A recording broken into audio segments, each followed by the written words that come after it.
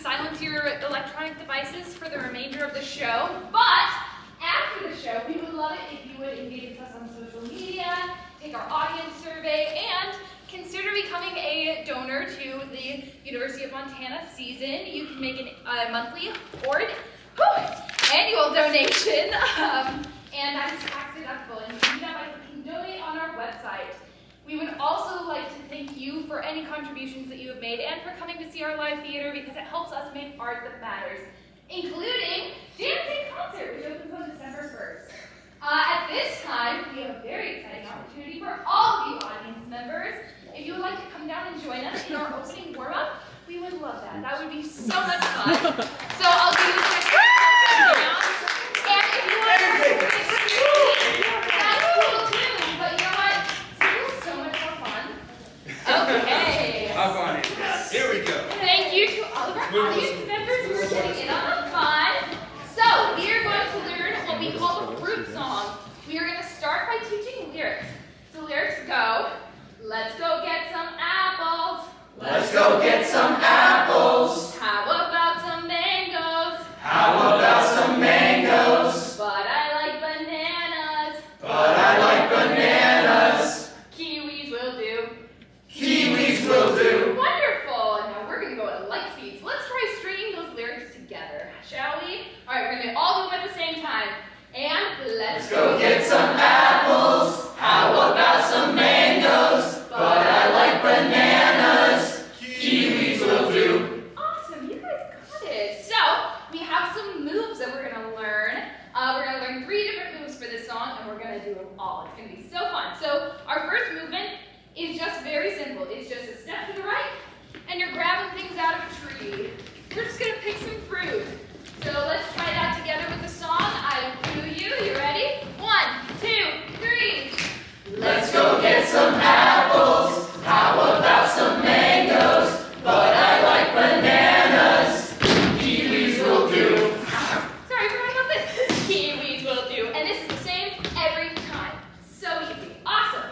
Our second movement, we're just going to do this. We're going to clap our hands.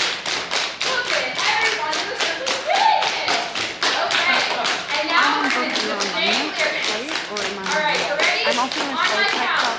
3, 2, 1. That's what's facing. Let's go get some apples. How about some mangoes? But I like bananas. Kiwis will do. Beautiful. And our third movement gets just a little more spicy, a little more complicated. You're just going to add a shoulder tap. You can do it. I believe in you. Yeah, there we go. Okay. You're doing great. Let's add our song back in. We're going to go 3, 2, 1. Let's go get some apples. How about some mangoes? But I like bananas. Kiwis will do. You guys want to try them all together? Yeah! And with each movement, we're going to speed up. And they're going to seg continuously, so there will be no breaks between movements. I'm sure you'll catch up. You'll follow along. Are we ready? Yeah! One more time. Are we ready? Yeah! All right. And 3, 2, 1. Let's go get some apples. How about some mangoes? But I like bananas. Kiwis will do. Let's go get some apples. How about some mangoes? But I like bananas. Kiwis will do. Let's go get some apples. How about some mangoes? But I like bananas. Kiwis will do. Thank you guys so much for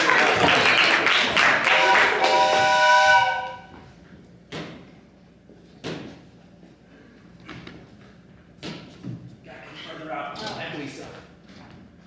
There we go. Old longings, nomadic leap, chafing at custom's chain, again from its brumal sleep, wakens the ferine strain. Old longings, nomadic leap, chafing at custom's chain, again from its brumal sleep, wakens the ferine strain. Here is the story of Buck.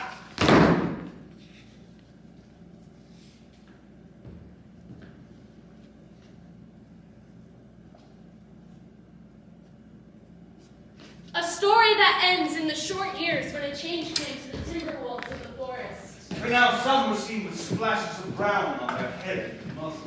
A rift of white centuries down the chest. And a cunning greater than the men who saw them. Stealing from their camps. Robbing their traps. Slaying their dogs. Defying their bravest hunters. Who were found with throats slashed open. Paw prints all about them in the snow. Prints far larger than any ordinary wolf. Some told of a ghost dog. And for fear of it, there were ones out which no man dared enter. And for the ghost dog was known to visit himself upon that dear hallowed place. A great shaggy-coated wolf, like And yet unlike all other wolves. Year after year he crossed from the smiling timberland and down into an open space among the trees. a yellow stream flowed with rotted moose-type sacks. Long grass around, growing all around him. Hiding tiny, shiny yellow rocks. Here, the ghost dog was mused for a time, and howled once long and mournfully ere he departed.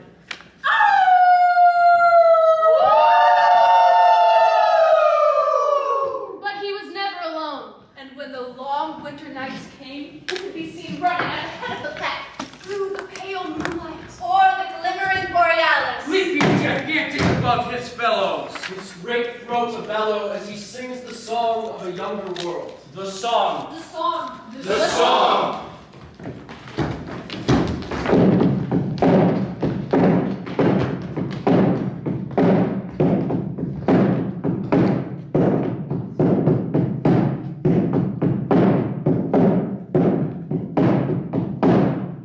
Buck did not read the newspaper, or he would have known that trouble was brewing for every Tidewater dog from Puget Sound to San Diego. Trouble because a few men groping in the Arctic darkness had found yellow metal. Now thousands of other men were rushing into the Northland. The Yukon. The Klondike. And these men wanted dogs. Heavy dogs. Strong of muscle with worn long hair. Furry coats to protect them from the frost. But Buck lived far to the south in a big house in the sun-kissed Santa Clara Valley. Judge Miller's place, it was called. Others called it the Southland. The Sunland. Here he was born, and here he had lived the 4 years of his life.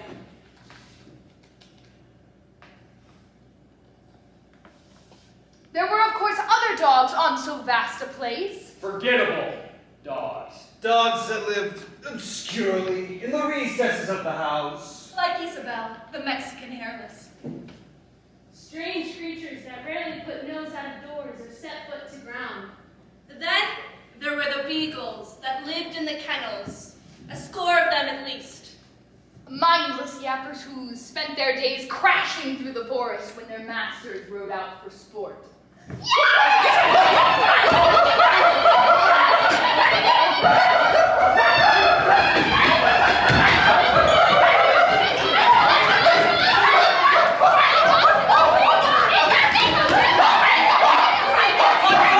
Was neither house dog nor kennel dog, and so this whole realm was his. He plunged into the swimming tank on hot summer days, or escorted the judge's daughters on long twilight rambles.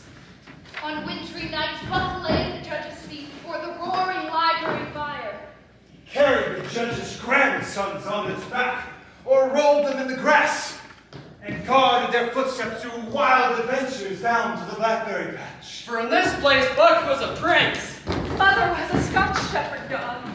And his father, a St. Bernard, 200 pounds, and the judge's insufferable companion. Since his birth, Buck bid fair to follow in the ways of his father.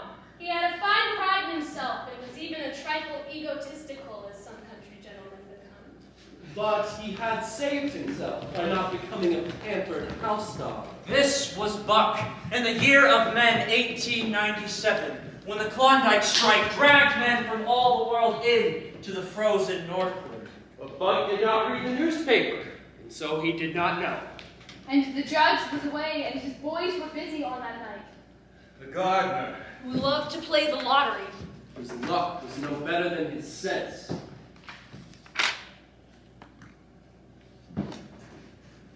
No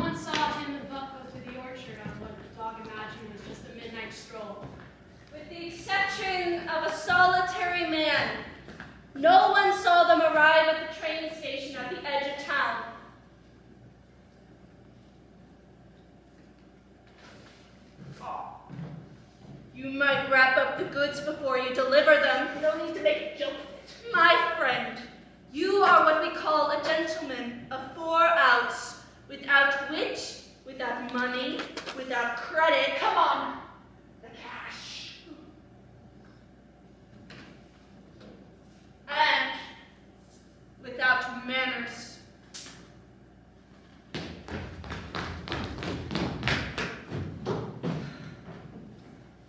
Stupid mug should have charged me by the pound.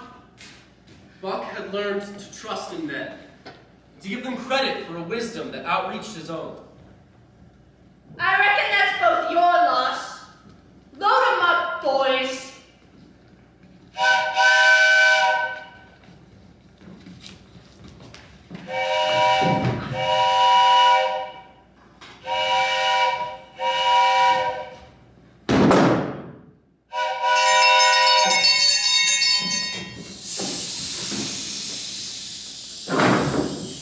He had traveled too often with the judge not to know the sensation of riding in a baggage car.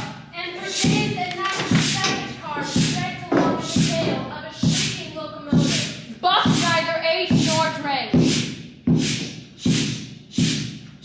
The stranger had given him an unseen to that. But they would never outsmart him again. And as the train pulled north, Buck resolved himself upon that.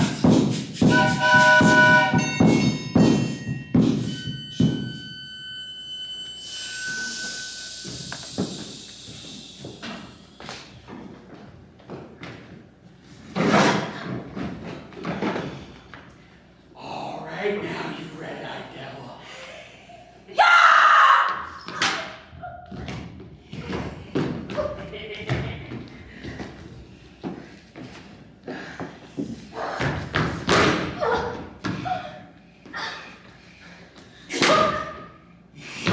Buck had never been struck by a club in his life.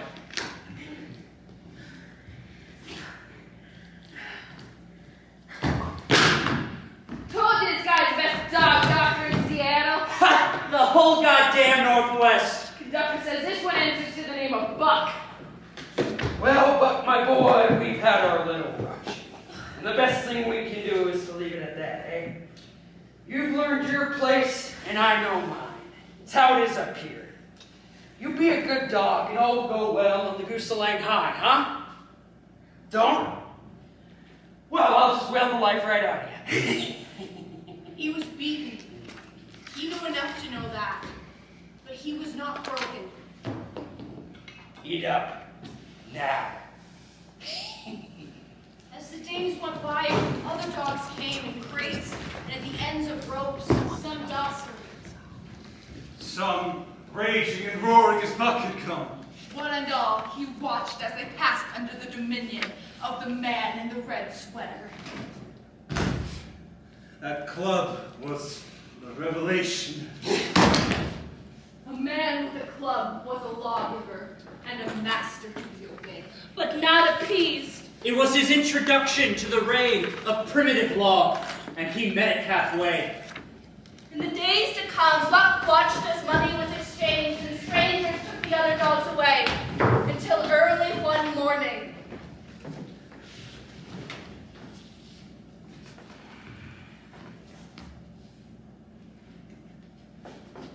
Sacre damnation!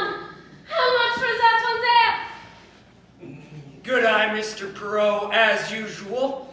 Tell you what, my Frenchy friend, seeing as not one of these Johnny-come-lately gold-digging stampeders, let's make it 300. And he's a present at that price. Perhaps. And seeing it's that good government coin you got for rushing those dispatches back and forth, let me tell you, you ain't got no kick coming from me. You know, with a brute like this, the right team's got a real shot at that Dawson run record, don't you think? Perhaps. M'en dites qu'il est bon, c'est un animal, huh? What's that? Don't be talking that Quebec caw crap. You're lucky I'm even. On va le prendre, mon ami. Francois says we'll take him. Clem. Friends. And that was the last Buck ever saw of the man in the red sweater.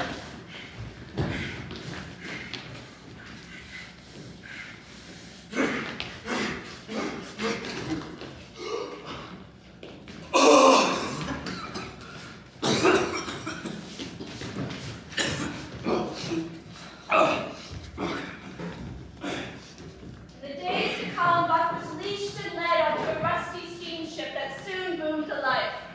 As it began to move, he was moved onto a crate below deck. Buck looked at the receding land. It was the last he saw of the Southland, too.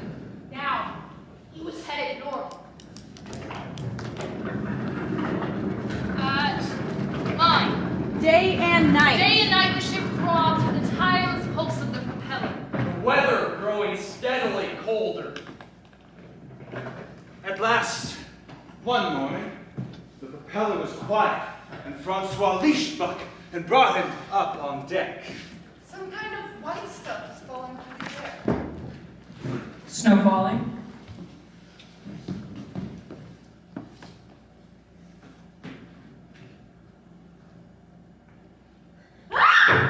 It bit like fire.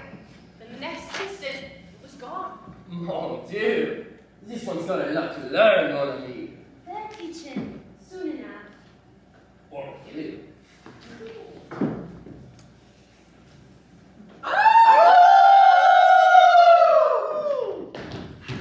Buck's first day in the north was a nightmare. These dogs and men were not town dogs and men. And they knew no law but the law of front bed. Hey, watch it!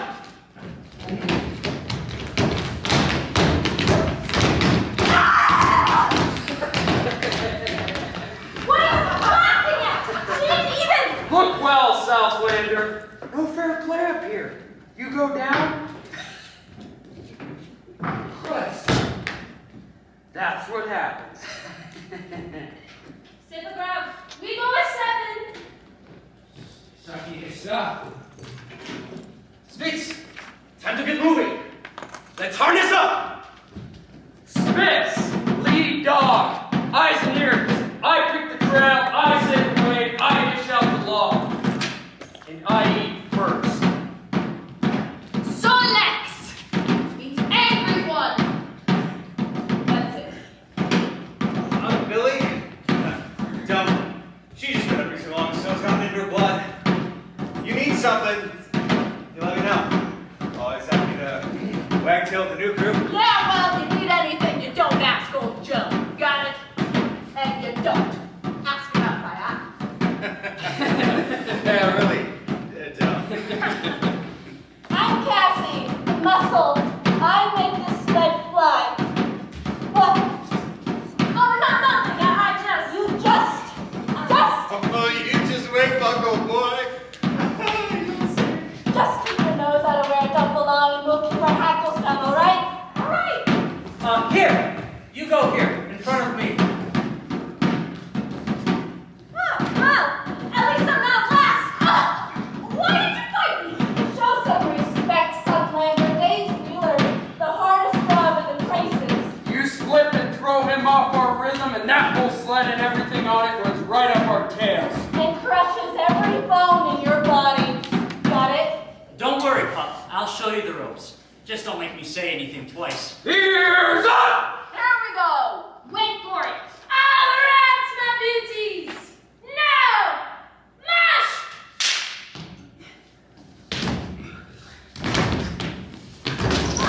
What? What do I do? Even your strides. That's it. That's better. Try and keep your head steady. I can't. Hold it. How do I? Try and find the rhythm of it. Lean forward and don't fight the harness. Lean into it, Pup. Lean into it.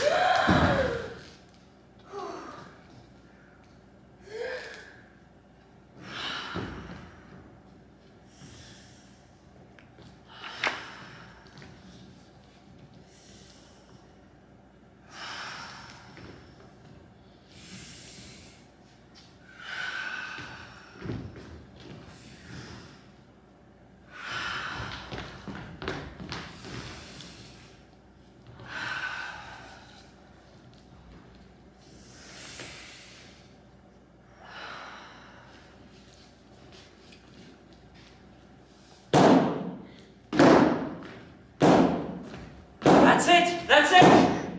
Best save your breath, Southlander! Oh, come on, guys. Give him a break.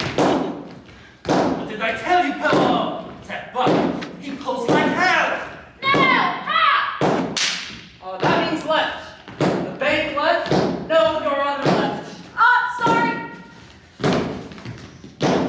Giggity! Right, go right. Got it! Ha!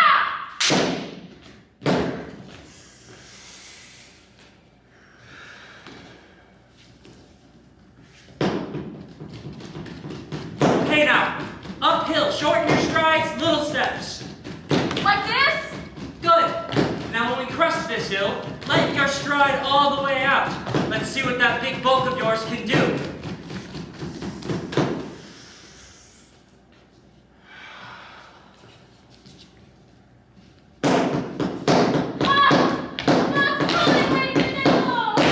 Now you got it! Quit crowding me! I can't. Billy's right up my head. No, I'm just trying to keep this thing, okay? Shut up and run!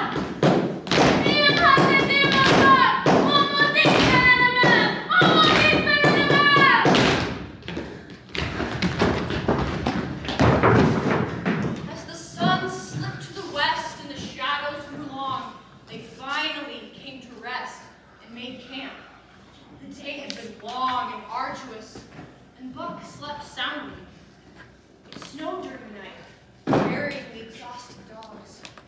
Snowballs pressed him on every side, and a great surge of fear swept through him. The fear of the wild thing, the trap.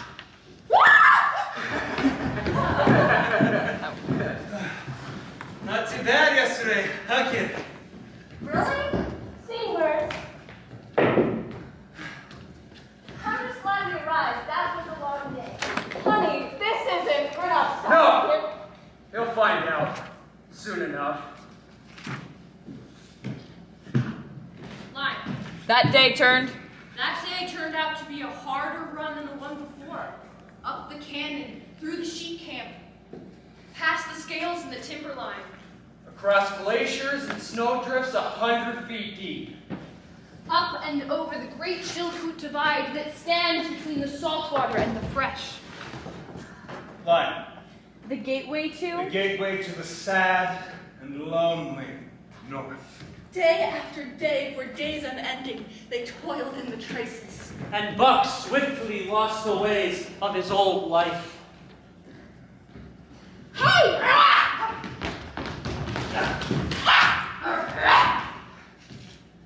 Too slow, Sunlander. Better not, Softball. Besides, you can do better. Watch.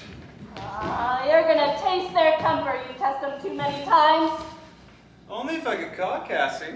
Only if I get caught. You haven't lived until you tried jam band. What? Jambon. Scruffy Philistine. Bacon. Oh! Oh, shut up, Billy. Buck! So now you're a thief too, huh? Well, I was hungry. Good. The things you do up here to survive, the things that you would never do down south, pretty soon you'll do them. Because it's easier to do them than not to do them. Aha! Ah! Philosophy from Solvay? Oh, just sniffing, that's all. The law of love and fellowship. That's a well enough thing in the Southland, but it's a vain thing in this ruthless place. Soon his muscles grew hard as iron, and he grew callous to any ordinary pain. His sight and scent became keen. He could scent the wind and forecast it a night in advance. Line. Instincts long dead. Instincts long dead came alive again. And the old tricks of his ancestors became his tricks. They came without efforts or discovery, as though they had always been his. Why? And they came. And they came because men had found yellow metal in the north. And because the gardener was just a gardener. Whose wages did not cover the needs of his wife and children. One night, at the end of a long day, they made a bleak and miserable camp shore of Lake Labarge. Darkness had forced them to grope for a camping place. Buck made his nest on a rock outcropping, protected from the wind that cut like a white hot knife. Snug and warm, he loathed to leave it when a pound of thawed salmon was dished out for dinner.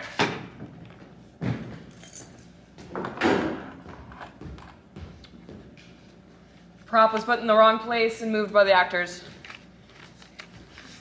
I don't know if it's not. It was not in the wrong But when place. Buck had finished his ration and returned, Move along, son.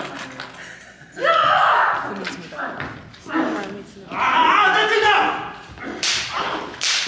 I did the right thing to sleep.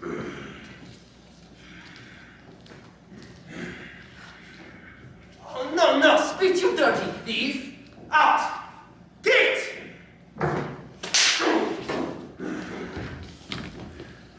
Keep your ears up, pup.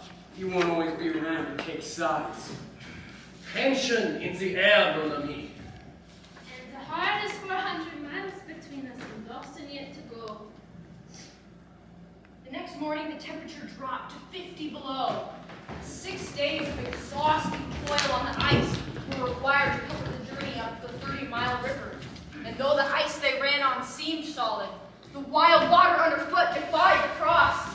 So right now they're pulling on the ice fabric. Oyez de glacé! Whoa, whoa! Back! Back! Oh!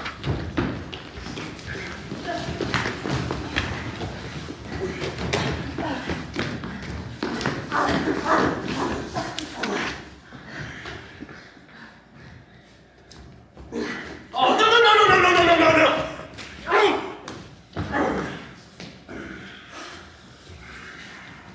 He's a devil, that Spitz. He's going to kill that buck. No, no, mon ami. That buck is worth 2 devils.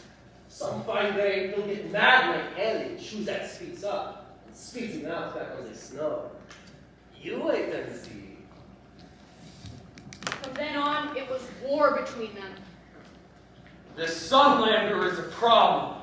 Just wait him out. Southland dog for soft. Frost, starvation, toil.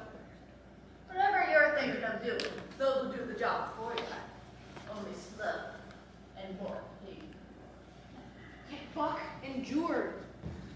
He had been gripped by that nameless, incomprehensible pride of the trailing trace. Pride that holds dogs in the toil until the last gasp. That lures them to die joyfully in the traces. And breaks their hearts if they're cut from the team. the pride of being the wheel dog. The pride of pulling with all your strength. The pride that transforms lazy, playful dogs into straining, eager, ambitious beast. The pride that thrashes the blunderers and the shirkers. The pride of the lead dog. It's that, the pride that makes him fear you. That's all, just ignore it. Maybe he should fear me. You put on airs, you'll have to back it up with teeth. Well, that kind of pride died when I met the man in the red sweater. Spitz is slowing us down. He cares more about being in the lead than he does about actually leading. Careful now, that's a tail you can't unwag. I know what I'm doing. I don't think you do. A dog like Spitz cannot move backward in the line. He's either in front or he's... I told you! I know. In the days that followed, Dawson closer and closer, but the team's pace was slower and slower. One morning, at harness up, Billy was nowhere to be found. Billy! Billy! So, where's he got you, huh? Who saw him last? Fine, you cover for my ticket out of you.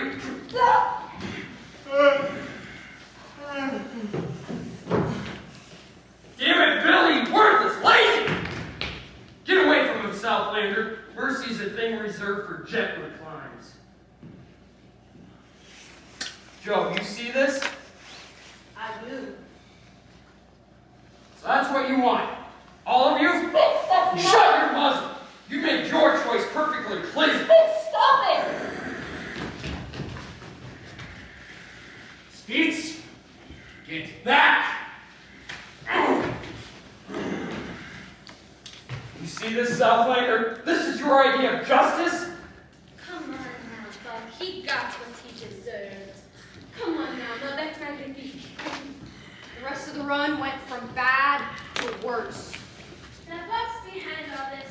This attack. C'est sûr. And what's worse is he knows that I know. He's just too clever to get caught again. He's becoming, what's the word? En route. Ah, oui. A bully.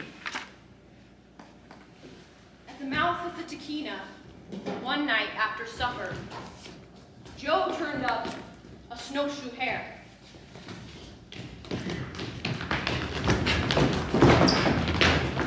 Buck led the pack after it, leap by leap.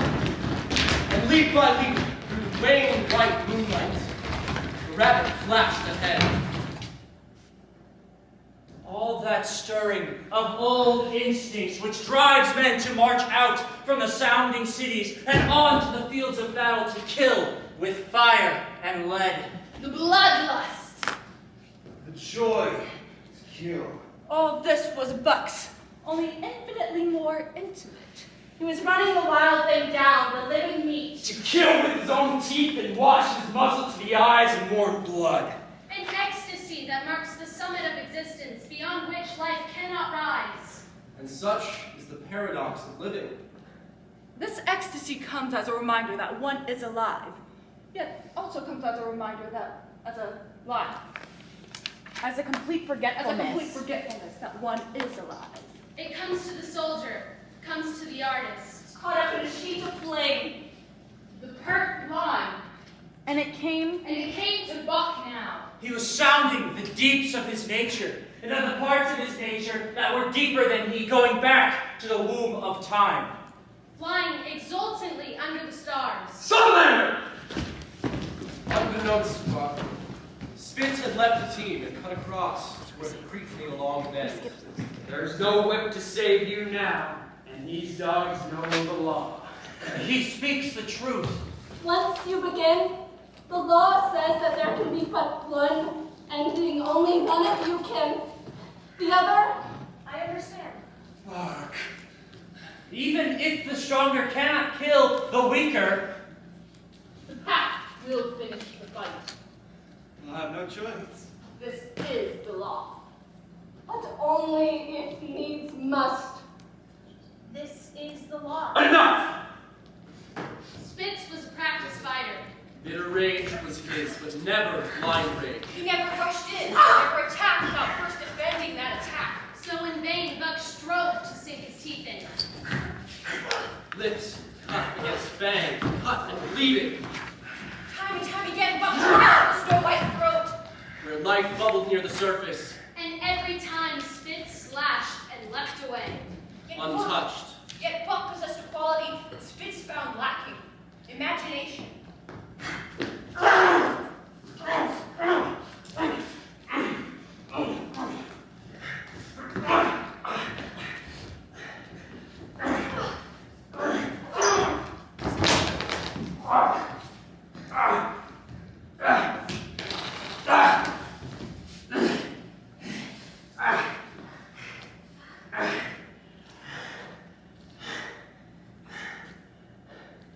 Very good, Southlander.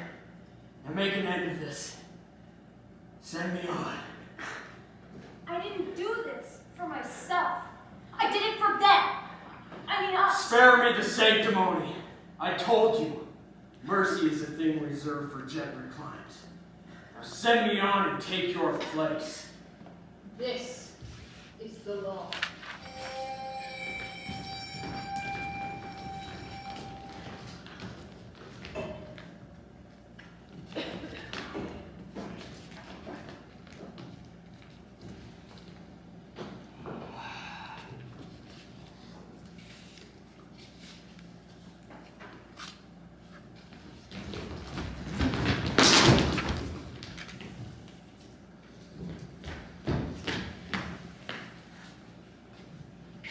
Right bel animal, huh?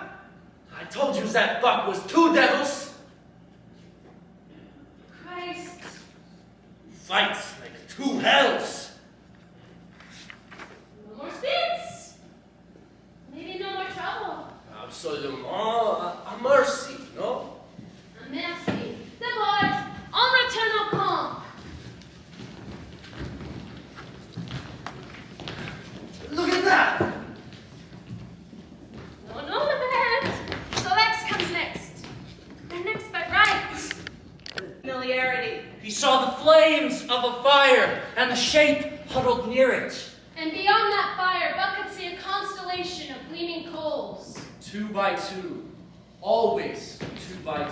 Eyes of great beasts in that circling darkness. Buck, wake up! Sir!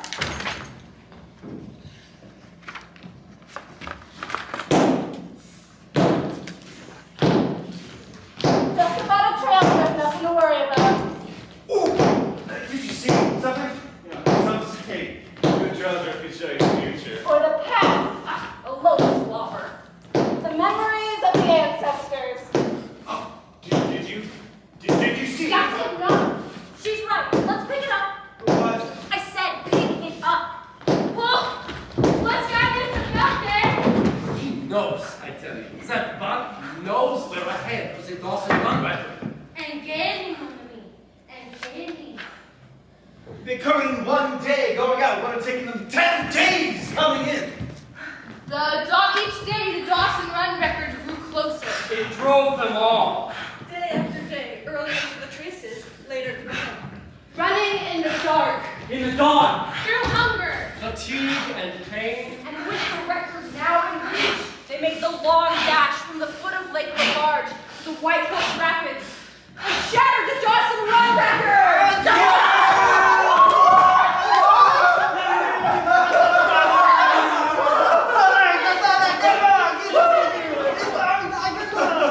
No one had ever accomplished a feat like it.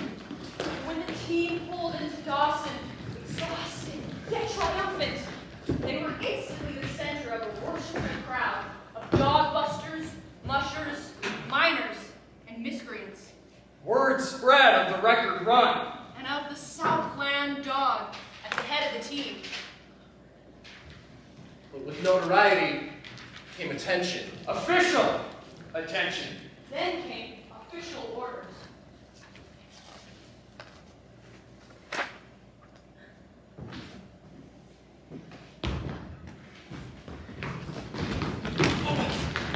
C'est pas comment faire ça. C'est la pire journée de ma vie. Vous êtes le meilleur chien que j'ai jamais su. Vous me brisez le cœur. Bye, mes chiens. Bye, Pete. Good luck. Bonne chance là.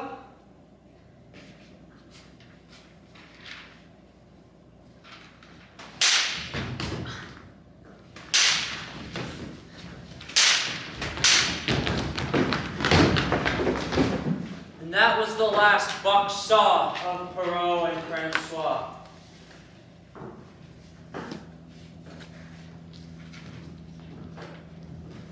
A Scotch mail driver took charge of the team, and in company with a dozen other dog teams, they started back over the weary trail. But it was no light running now. No record time, just heavy toil each day with a heavy load behind. This was the saltwater mail. Carrying word and goods from the outside world to the men who sought gold under the shadow of the pole. One day grew to be very like another. There were fierce fighters among these new dogs, but a few short battles brought Buck to mastery. Now, when he bristled and showed his teeth, they got out of his way. It was a hard trip with the mail behind them, and the heavy work wore them down. They were short of weight and glassy-eyed when they finally made it back to Dawson. They should have had a week's rest, at least. But in 2 days' time, they turned around and dropped back into the Yukon, loaded with a set of fresh letters destined for the outside world. News of mud and slush. And smoke and stumps. And never of the yellow rocks they'd come for. Each day on the trail, the team's strength ground down. Keep it up now. I will not have it said that the team that broke. The Dawson River can't handle the mail run. This is awful. That's enough. He's right. Since the beginning of winter, we have done 1,800 miles. The sleds. They have to be overloaded. They have to be. That many miles will tell, no matter how tough the team. And we need to talk about Dave.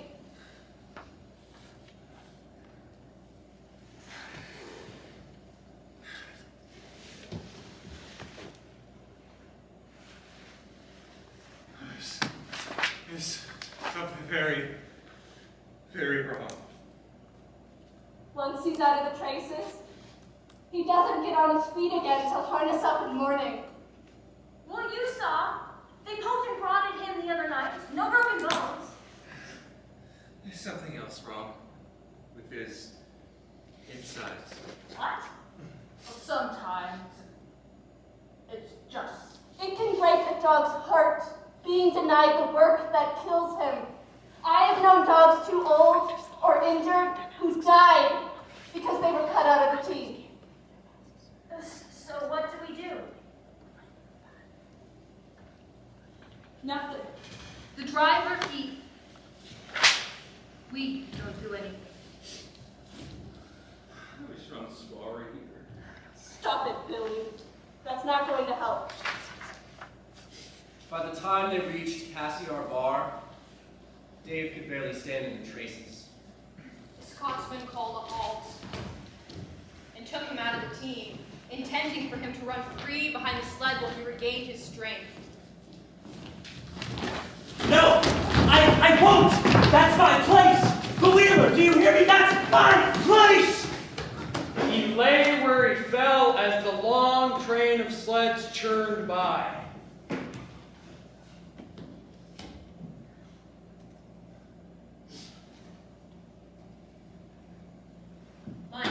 That night? That night the train made camp.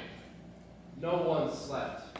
Ears pricking for the slightest sound that might announce Dave's return. The next morning they harnessed up, down one wheeler. Come on, you've wasted enough light as is.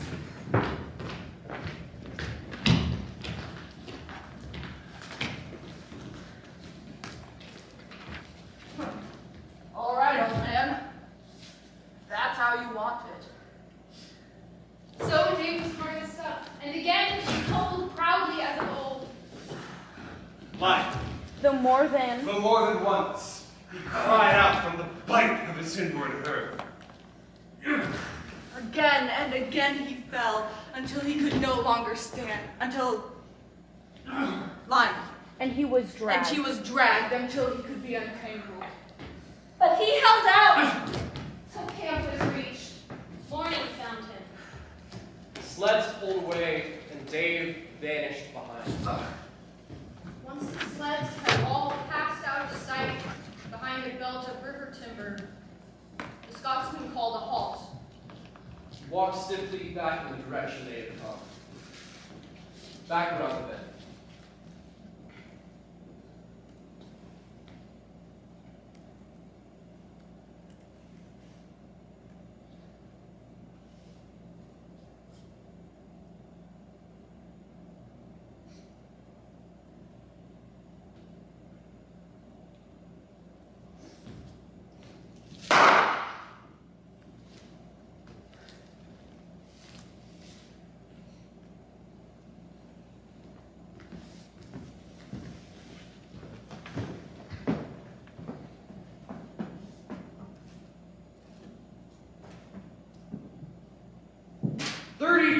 From the time they left Dawson, the saltwater mail, with Buck and his team at the fore, arrived back at Skagway.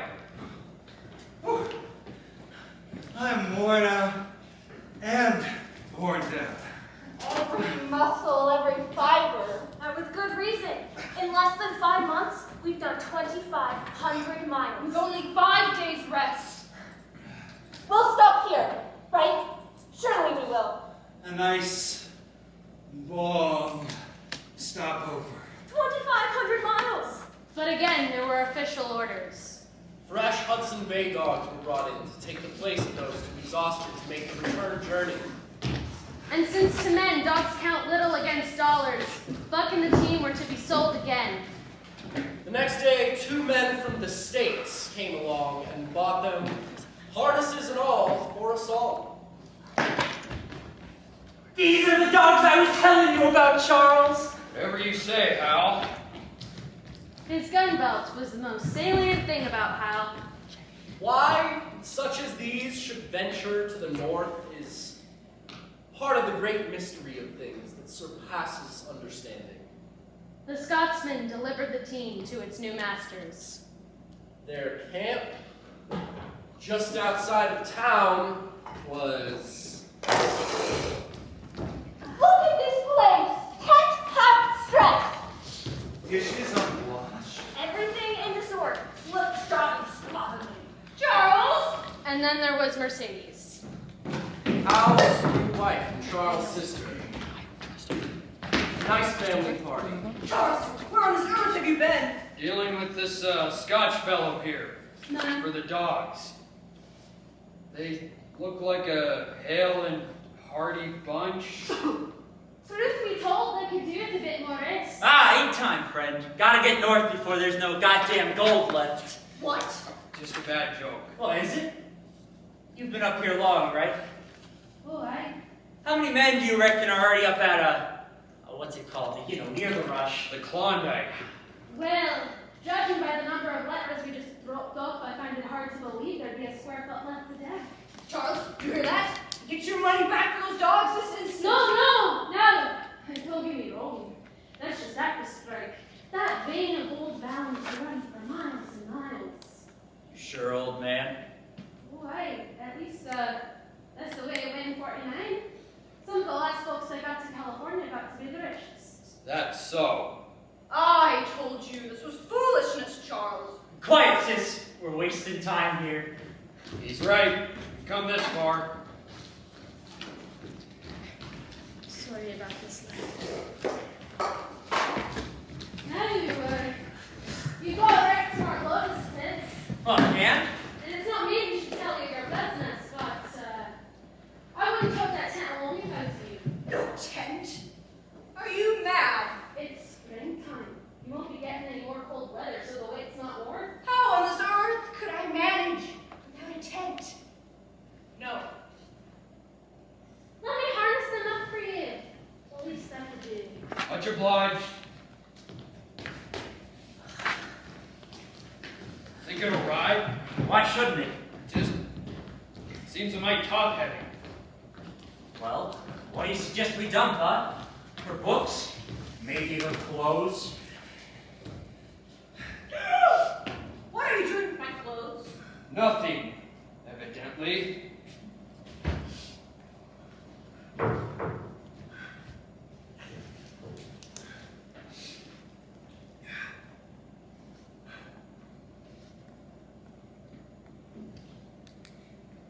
We're moving on without the whip. All right.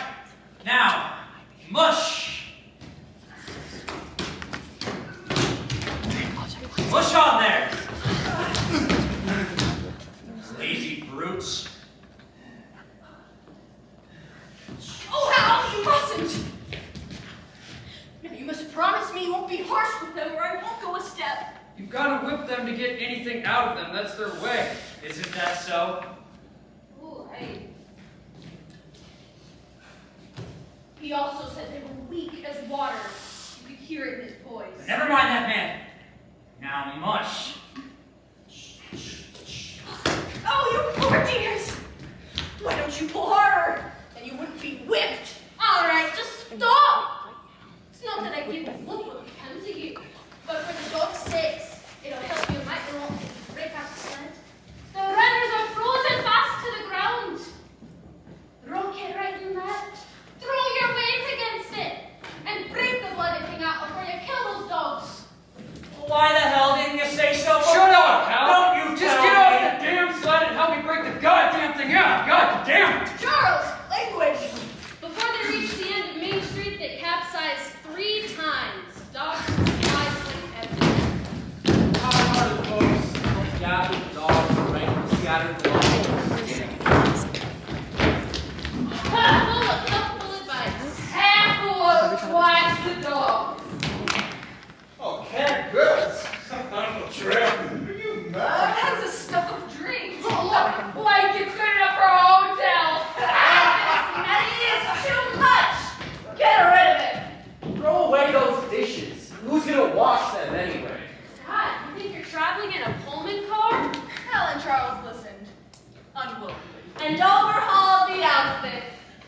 Mercedes cried from article after article of preposterously impractical clothing was dumped from the ship. But when she realized it was to no avail, she reversed course. Now she cast out everything. Even imperative necessaries. And in her zeal, when she had finished with her own, she attacked through the packs of men and tore through them like a tornado. Now the outfit, though cut in half, was still a formidable bulk. So Charles and Hal went out and bought even more dogs, No one even bothered to give these creatures names. which seemed to fit. Buck and his comrades looked upon them with dismay. And though he speedily showed them to their places and taught them what not to do, He could not seem to teach them what to do. All right, now we're in business. We're finally doing it. And in style. Who ever heard of so many dogs pulling one sled? I asked down at the saloon. Barkeep said he never heard of anything like it. Well, let's hope it's a good sign. Hope your ass. Let's get moving. But in the nature of Arctic travel, there was a reason why so many dogs should not pull one sled. because one sled could not carry food for so many dogs. Let alone this particular sled. But Charles and Hal were to trip out with a pencil. Like, So much. so much to a dog. So many dogs. So Also very simple. Fine. Late next morning. Late next morning, Buck led the long team up the main street. The newcomers were timid and frightened. And the old team were without confidence in these new masters. Because, well, They did not know how to do anything. As the days went on, it became apparent that they, just like these new dogs, could not seem to learn either. Some days they didn't even make it 10 miles. Others, they were unable to get started at all. and on no day did they succeed in making even half the distance they planned. A Newfoundland went first. Followed by the other mongrels, hanging more grittily on to life. But it's going in the end, nevertheless. Whatever little civility the Southland had bestowed upon the humans had now fallen clean away. Shorn of its glamour and romance, Arctic travel became a reality too harsh.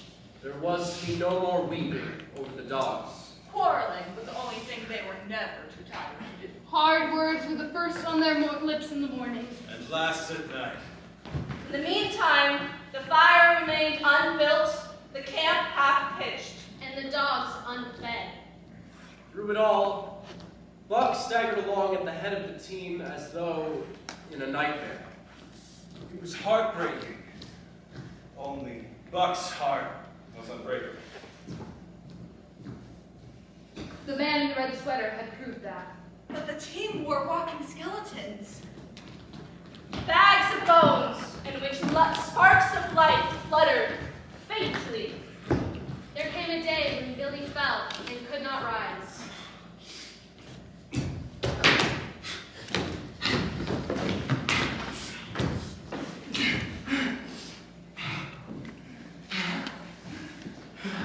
Hal had traded off his big Hal had traded off his big revolver to some old crow for a pound of half-roasted horse meat. So he took a dull axe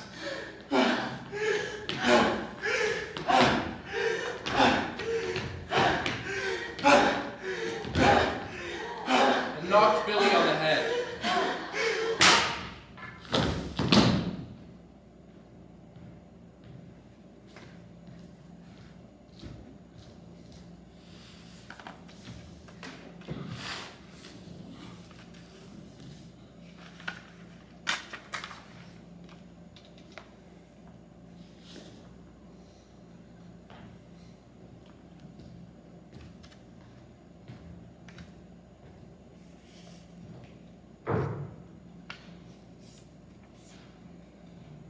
Now just 4 of them remained.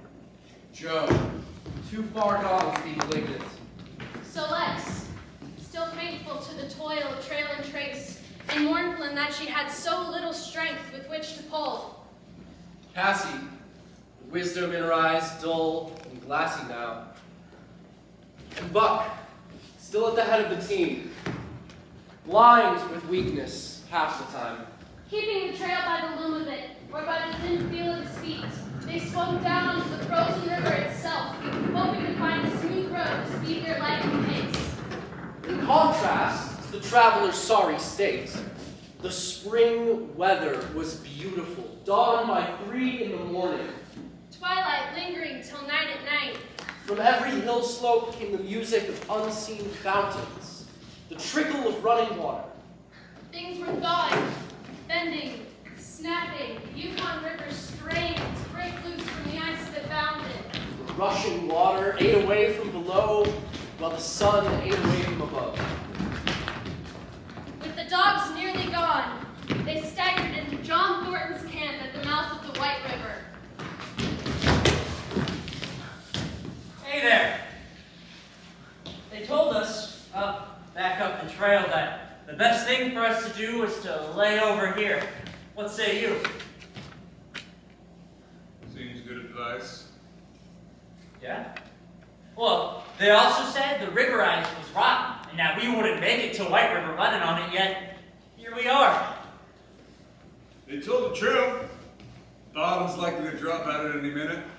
Only fools with the blind luck of fools could have made it. And you're no fool, I suppose.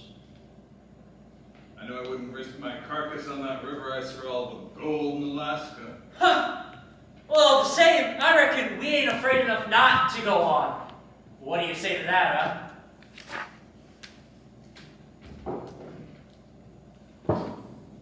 I'd say it's idle to get between a fool and his folly. What was that? Enough, Hal. Get up there, Buck. Hi! Get up there! Mush!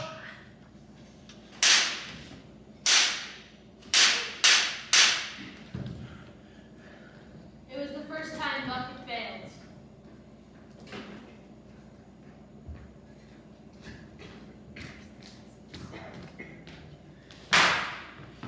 The blows did not hurt much, and the spark of life within him flickered. It was no longer his body. It seemed so far away. That's enough? It's my damn dog.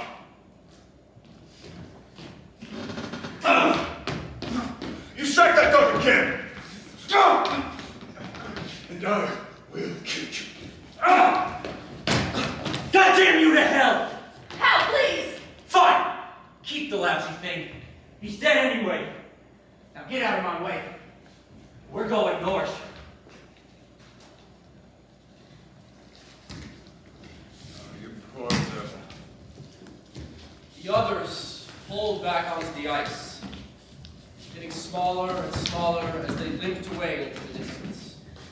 Select's now leading, Josh straining in the middle. Cassie at the wheel.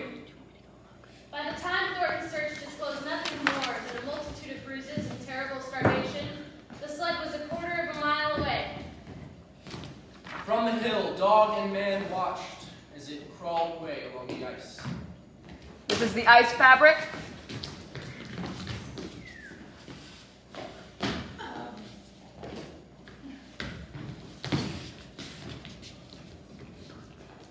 So they're parachuting the ice fabric, and then humans leave the dogs.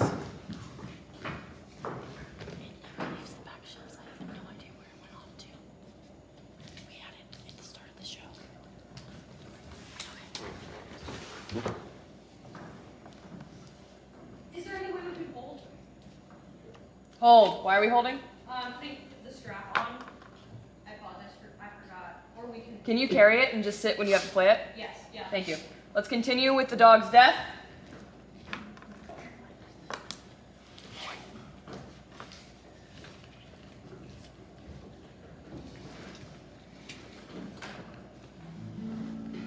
When John froze his feet that past December, his partner made him comfortable and left him to get left.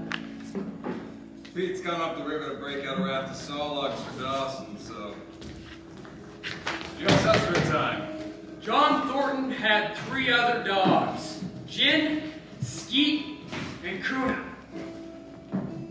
Skeet had that doctor trait which some dogs possess. Quiet now, you big scrub. Let me see what's wrong here. What isn't wrong? Jin, with the eyes that laughed. Well, you made it now, old sport. And Kuna, who was, well, a bit of everything and anything. The dog couldn't ask for a better place to land. Come on, you'll see. You sit still too long. You'll stiffen up.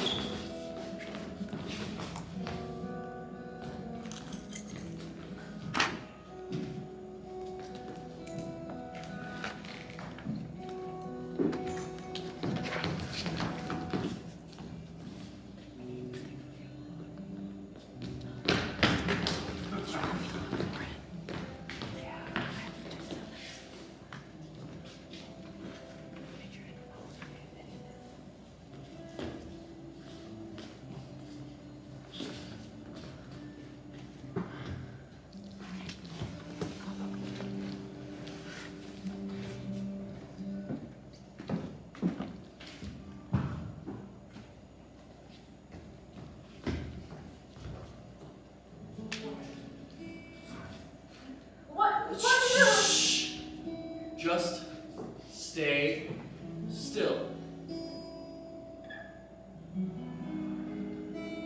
Whatever this was, he had never experienced it at Judge Miller's place down in the sun-kissed Santa Clara Valley. With the judge's sons, hunting and tramping had been a working partnership. With the judge's grandson, a sort of pompous guardianship. With the judge himself, a stately and dignified friendship. But this was... Was it? Love? Love. Love that was feverish and burning. Love that was adoration. love that was madness. Genuine, passionate love was Buck's for the first time. And it had taken this man, this John Thornton, to arouse that love. Now you see? And here, in the riverbank, the long spring day. Watching the running water. Listening lazily to the songs of birds and the hum of nature. Buck slowly won back his strength. He waxed lazy as his wounds healed. And the flesh came back to cover his bones. Line. Buck knew no greater. Buck knew no greater joy than the rough embrace and Thornton's murmured oaths. And with each shake, it seemed that his heart would explode would burst from his body. So great was his ecstasy. I never thought, ever since the man in the red sweater, that I could. Well, John Thornton has that effect. But I'm not who I was, I know that. Buck, you're a thing to come in from the cold, and to sit next to John Thornton's fire.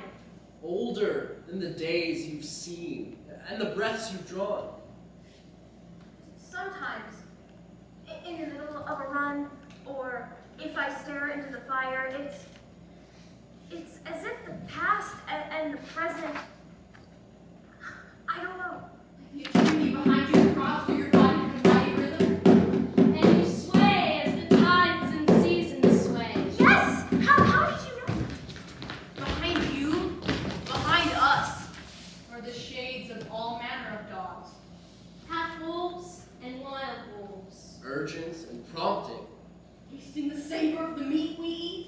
Thirsting for the water we drink. Scenting the wind with you, Listening with you. dictating our moves, Directing our actions. lying down to sleep with us. Dreaming with you, and beyond you, and becoming themselves the stuff of our dreams. But deep, deep in the forest, far beyond the camp, something was sounding. Oh! What was that?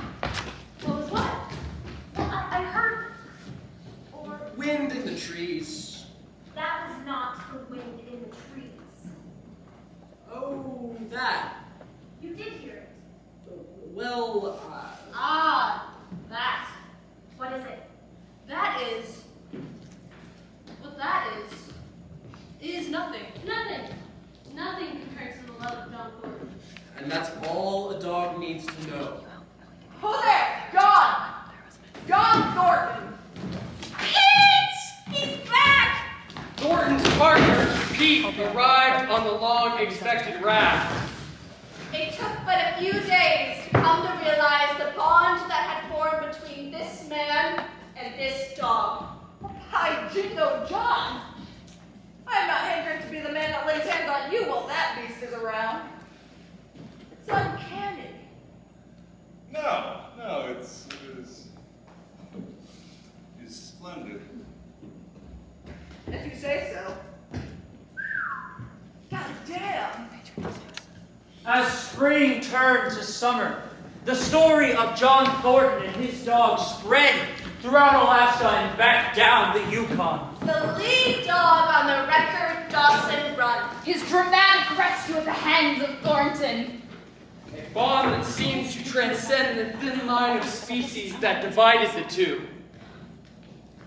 And as the summer stretched on, Buck only added to his legend. Like the day Black Burton rode into town. A man evil-tempered and malicious. Burton had been picking a quarrel with a stampeder known simply as the Evaporated Kid. A real chichaka. A tenderfoot. What did you say, the slimy piece of... All right now, Burton, he's not worth the time.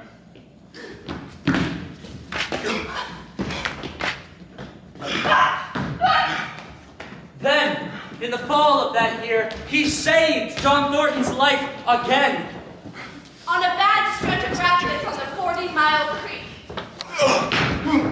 And that winter, Buck performed another exploit. One that notched his name high on the totem pole of frontier fame. It all started at the El Dorado Saloon, where men waxed boastful of their favorite dogs.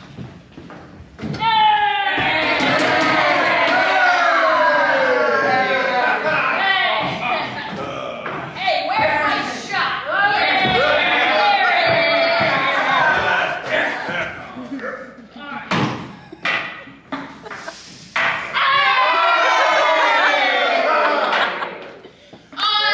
Nothing. I got a lead dog that can start a sled with 500 pounds and walk off with it. Number one, you're a liar, Matheson. And number two, I got a lead dog back in June who can pull 600. And I've got a pregnant poodle that can do 700. Golly, look, you're too drunk to see the hole in a ladder. You're drunk. By God, we're all drunk. Hey, except him. Yeah, and except for him, you're all too broke to get any drunker. Ha! Wanna bet? All right, boys. Let's get out of here. This place is dead as a doorknob. Doornail, Matheson, you ignorant bastard. Shut your bone box. Bucket both has pounds. And break it out. And walk it off. 50 yards. And break it out. And walk it off. 50 yards. Well, I got $1,000 that said the camp. Half a ton. God damn. John, we ain't got no $1,000. Well, I got a sled standing outside now, and I reckon between all y'all here, we weigh about 1,000 pounds. Bill! Can you lend me 1,000? You know, eventually. Sure, though it's little faith I'm having, John, that any beast can do the trick. Well, maybe. Hey, this godforsaken dump of maybe as good as a yes. El Dorado emptied its occupants into the street who piled around the sled. 2-1 this dog. John Thornton's dog. What's his name? You know damn well. That Buck. This Southland dog. Can I break it out?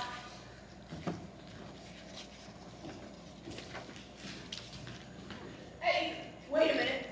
What do you mean, break it out? Thornton can knock the runners loose first, surely. No. Break it out means break it out as it stands right now.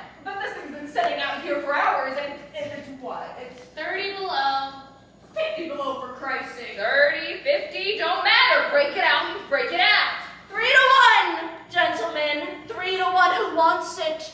Big Alec, no. Shoemaker. What about Molly Few Clothes over there? I'll lay you another 1,000 at that figure, Thornton. What do you say? How much we got? All in? Maybe 200 between us. Oh, don't worry now. I'm happy to take whatever you got, Thornton. 3 to 1, boys. 3 to 1. You're on. Buck! Oh, there he is! Nearly tore out Black Burton's neck right out of his throat. He dragged Thornton from 40 Mile Creek, half drowned. Damn dog saved his life. That's the dog? Well, let's take 2 to 1. 2 to 1, boys. 2 to 1. Sir, I'll give you $800 for him, sir. Before the test, as he stands, sir. Now stand off from him. He's not gonna have free play and plenty of room. No cheating. Y'all get up on that sled. All right, now. Gee! Ha! Gee! Ha! Did he do it? Did he break it out?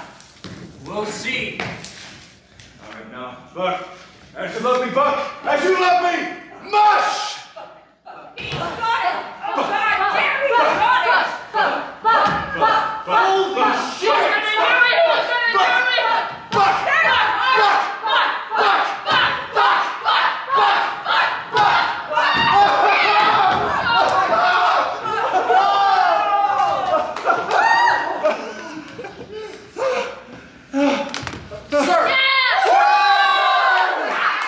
Sir, I'll give you $1,000 for him, sir. 1,000, sir. 1,200, sir. Sir. You can go to hell. That's the best I can do for you.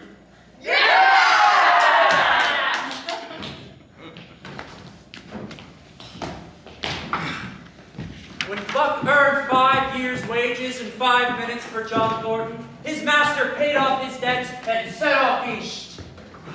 East after another fortune. Another dream. A story as old as these men in this country.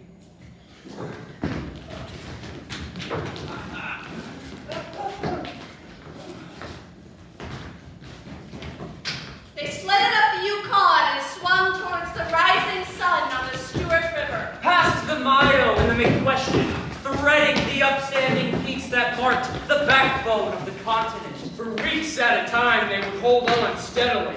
And for weeks they would camp, the dogs loafing while the men dug through the frozen muck and gravel and panned countless pans of gold by the heat of the fire. Summer arrived, and dogs and men rafted across blue mountain lakes and unknown rivers in slender boats whipsawed from the standing forest. Months came and went as back and forth they twisted through the uncharted vastness. Shivered under the midnight sun on naked mountains between the timberline and the eternal snow. Dropped into Summer Valley swarming with gnats and flies. And in the shadow of glaciers they picked flowers and strawberries as ripe and fair as any the Southland could boast. In the fall of that year, they crossed into a sad and silent lake country full of melancholy waves on lonely beaches. And through another winter, they wandered obliterated trails of men who had gone before. Spring came once more, and at the end of all their wandering, they found a shallow place in a broad valley where the gold showed like yellow butter on the bottom of the washing pan. They sought no farther. Oh! Another sundown, another 50-pound bag. Clean dust or nuggets? Hell, I can't keep track. Can you imagine that? Get around this anyway again. How much you reckon that pile is worth? Why? More than enough? More than enough for a man to spend in 10 lifetimes. Okay. Maybe 20. Well, that depends on the man. I suppose it does. How long till we Pete. This vein will give out long before that, just like back in the Klondike. No, John, I can feel it. Feel the gold running underneath our feet like some kind of crazy heartbeat. Oh, yeah? Anything else you're feeling that I should know about? Maybe lonesome in a country, maybe. I ain't joking. All right.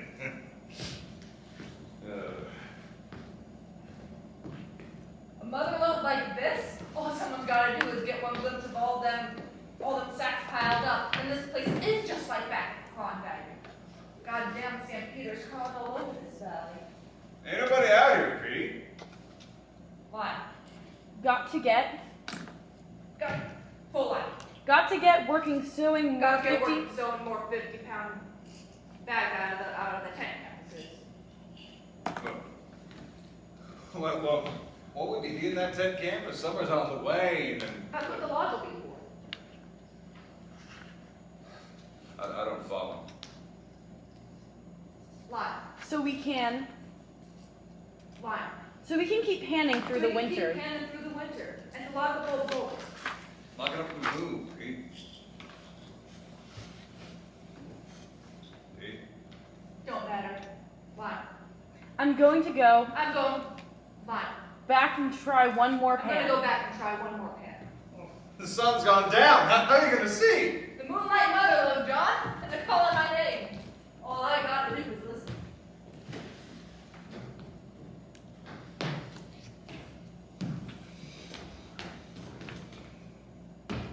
With nothing for the dogs to do, Buck spent long hours musing by the fire. That mysterious something still sounded now and then from the depths of the forest. It filled them with a great unrest and strange desires. Wild stirrings, for he knew not what. Ow! At the sound, he sprang through the sleeping camp and in swift silence dashed through the woods, not knowing why. As he drew closer to the call, he went more slowly, with caution in every movement, till he came to an open place among the trees. Oh, easy. Look, I'm not going to. Look.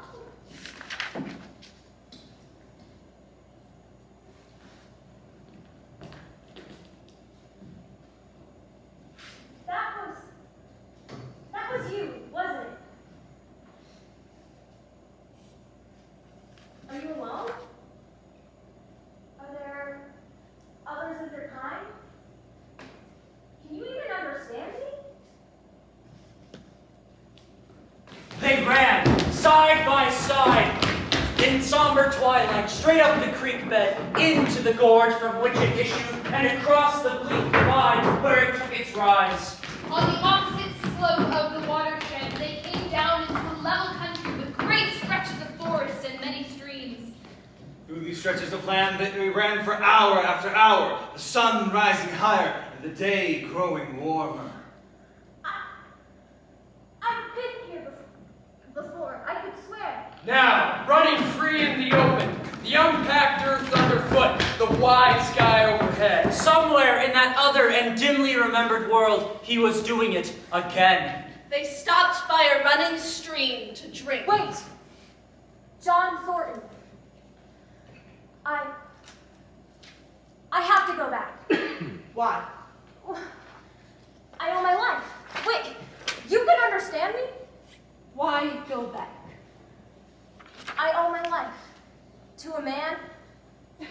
Oh? Speak out. What is oh? Well, he is. They are my pack. No, they are not. And you are their slave. That is. Yes, I was once. But John Thornton. That will not last. Listen for the call. I don't understand. As Buck headed back towards camp, his head was filled with new thoughts. But as he held steadily on, he felt a new stir in the land. There was life abroad in it different from the life that had been there just a few hours earlier. Something wrong. The birds talked of it. The squirrels chattered about The it. very breeze whispered of it. In the fresh morning air, he read a message that made him leap on with greater speed. To clarify, all 3 dogs, keep going actors, Jin, Kuna, and Skeet are all bringing their masks to this platform, but they do not have masks, so we are miming it. As he neared the camp, he came upon a fresh trail, an altogether new kind of scent. Oh no. No. No, no, no, no, no. He broke into a dead sprint. John Gordon! Jen! Skeet! Kuna! His nose was jerked suddenly to the side. As if a force had gripped and pulled it. He followed that new scent into a thicket. Oh, no. Jen, no. Oh, no.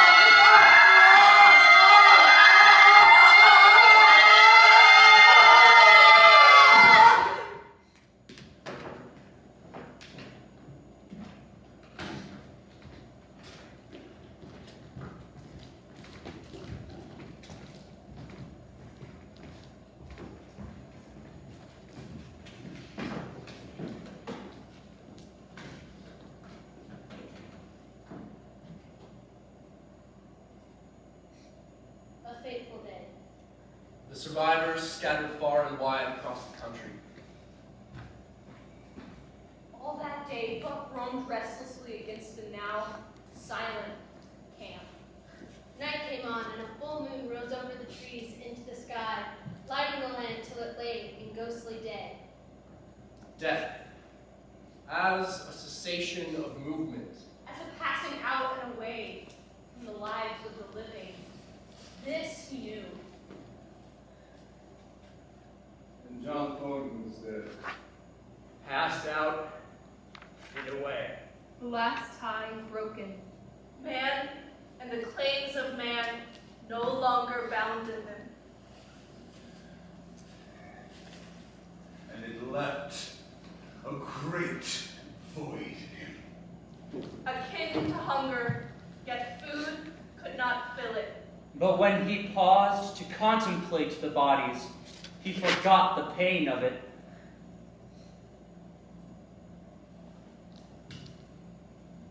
Line. And a great And a great pride swelled in him. Pride greater than any he had yet felt. He had killed man, the And he had noblest killed- game of all. And yet killed in the face of the law of club and fang.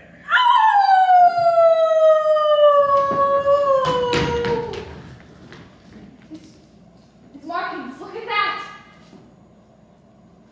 He's so big. Big as a black bear. I've never seen. Be quiet! You? What has happened here?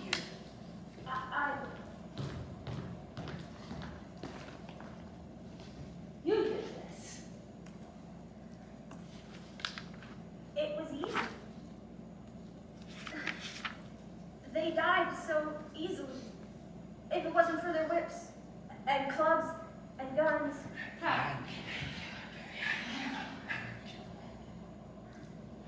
I don't know. It's something it's inside just. Once it went, it was easy. It's harder to kill a husky dog than to kill a man.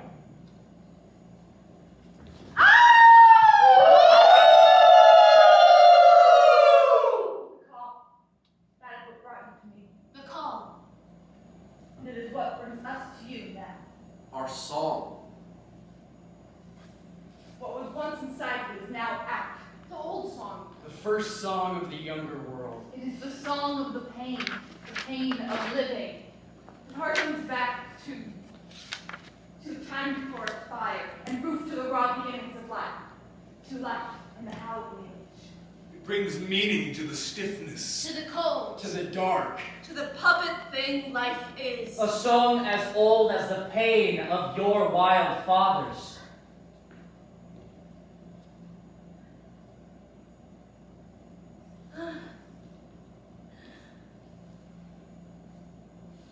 The call. Let's go.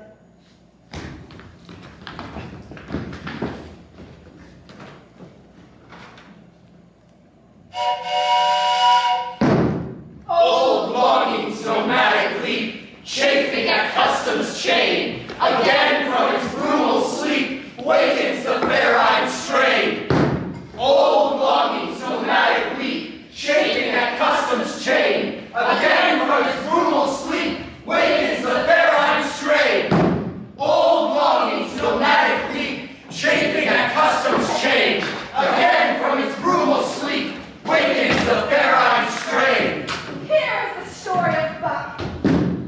A story that ends in short years, when a change came to the timber wolves of the forest. For some were found with splashes of brown on their head and muzzle. Drifted white centering down the chest. Some men told of a ghost dog. And for fear of it, there was one valley that no man dared enter.